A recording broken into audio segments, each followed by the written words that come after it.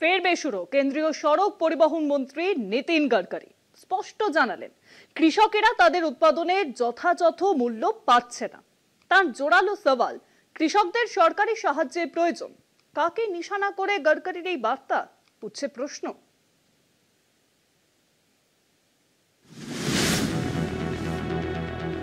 তিনি কেন্দ্রের হেভিওয়েট মন্ত্রী, কিন্তু কথা শুনে মনে হয় বিরোধী দলের নেতা। বিরোধী পক্ষ যে ভাষায় কেন্দ্রীয় সরকারকে আক্রমণ করে, প্রায় সেই ভাষাই শোনা গেল কেন্দ্রীয় সড়ক পরিবহন মন্ত্রী নীতিন গডকরির গলায়। দেশের কৃষকরা কৃষি পণ্যের ঠিক দাম পাচ্ছেন না, এমন দাবি করলেন কেন্দ্রীয় মন্ত্রী নীতিন গডকরি। কৃষকদের সরকারি সাহায্যের প্রয়োজন, কৃষকেরা তাদের উৎপাদনের যথাযথ মূল্য পাচ্ছেন না। সেই কারণেই দেশের গ্রামাঞ্চলে ও জনজাতি সম্প্রদায়ের মানুষেরা এত বেশি দারিদ্র্য এবং বেকারত্বের মুখে। ভারতে বহু পণ্যের দাম ঠিক হয় অন্য দেশে সেগুলি উৎপাদনের ভিত্তিতে, ফলে তারা ন্যায্য দাম পাচ্ছেন না।